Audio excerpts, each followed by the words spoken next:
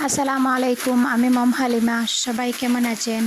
আশা করছি আল্লাহর রহমতে সবাই ভালো আছেন। আলহামদুলিল্লাহ, আমরাও ভালো আছি।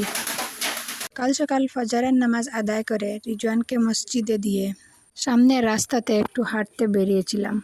তবে প্রতিদিন না, মাঝে মাঝে এইভাবে হাঁটতে বেরোই। তো দেখো, একদমই ফাঁকা রাস্তা। এখনো একটু একটু অন্ধকার, তাই মানুষজন দেখা যাচ্ছে না। একটু পরে দেখা যাবে সবাই বেরোবে।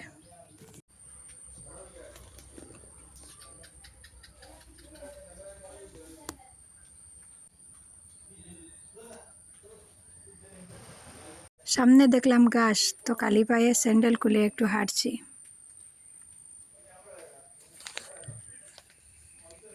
হেঁটে হেঁটে সেই পুরানো কথাটা আবার একবার নতুন করে বলি। আমার আজকের ভিডিওটা আপনার কাছে যদি ভালো লেগে যায়, প্লিজ একটা লাইক দিতে ভুলবেন না। আর আপনি যদি আমার চ্যানেলে নতুন হয়ে থাকেন, আপনি চাইলে আমার চ্যানেলটাকে সাবস্ক্রাইব করে নিতে পারেন। আর আপনি যদি অলরেডি তা করে থাকেন, আপনাকে অসংখ্য ধন্যবাদ। হাঁটা শেষ করে ঘরে এসে সকালের নাস্তা রেডি করছি। সকালের নাস্তা বলতে এই তো রুটি আর আলু ভাজা। আটাটাকে সামান্য তেল, লবণ, গরম পানি দিয়ে কাই করে নিচ্ছি। আমি সবসময় গরম পানি ব্যবহার করি। গরম পানি দিলে কি হয়, নরম থাকে রুটিটা। ভালোভাবে হাত দিয়ে মুতে নিয়ে কিছুক্ষণ রেস্টে রেখে দেব একটা পলিথিনে ভরে।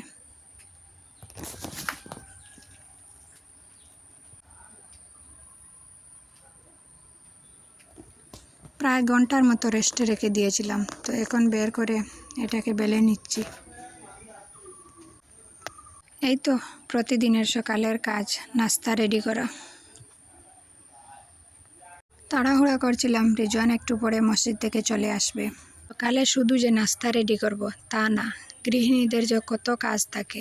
সকালে উঠে বাসন মাজা, ঘরদার গুছানো, ঝাড়ু দেওয়া, বাচ্চার টিফিন রেডি করা, সব মিলিয়ে যেন প্যারা হয়ে যায়। রোজ রিজওয়ানকে টিফিন রেডি করে দিতে হয়। যেদিন যা পারে সেদিন সেটা দেই। সকাল সকাল বাচ্চারা একদমই খেতে চায় না, স্কুলে গিয়ে খালি পেটে থাকবে। দোকানের চিপস দিয়ে তো আর পেট ভরবে না, তাই আর কি টিফিন রেডি করে দিই। আজকে টিফিনে দিচ্ছি রুটি আর ডিম ভাজি। একটা বাটি কালিই দিচ্ছি, টিফিনটাতে তিনটা বাটি ছাড়া তো আর বাঁধা যাবে না। ছোটো মানুষ তো, তিনটা বাটি ভরে দিলে সে একা মানুষ খেতে পারে না, তাই আর একটা বাটি কালি দিই আর দুটো বাটিতে দিয়ে দিই। এখন রিজওয়ান তার স্কুলে চলে যাচ্ছে, আর রিজওয়ানের বাবা উনি ওনার কাজে চলে যাচ্ছেন। ওরা চলে যাওয়ার পর আমরা মা মেয়ে মিলে নাস্তা করে নিব। রুটি, আলু ভাজির সাথে 1 কাপ লাল চা। রিজাকে খাইয়ে দিচ্ছিলাম। ওকে তো আমি মুখে দিয়ে দিই, কিন্তু ও মুখে নেওয়ার পর চিবাতে গিয়ে সময় লাগে।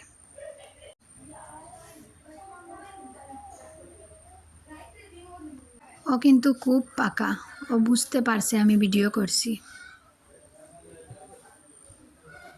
সব কিছু ঠিক আছে, কিন্তু ওর মুখে যখন খানা তুলে দিই তখন মুখটা এরকম করে রাখে। দেখতে পারছেন, একদমই চিবাচ্ছে না। তো আজকের ভিডিওটা এ পর্যন্ত। আল্লাহ হাফিজ, আসসালামু আলাইকুম।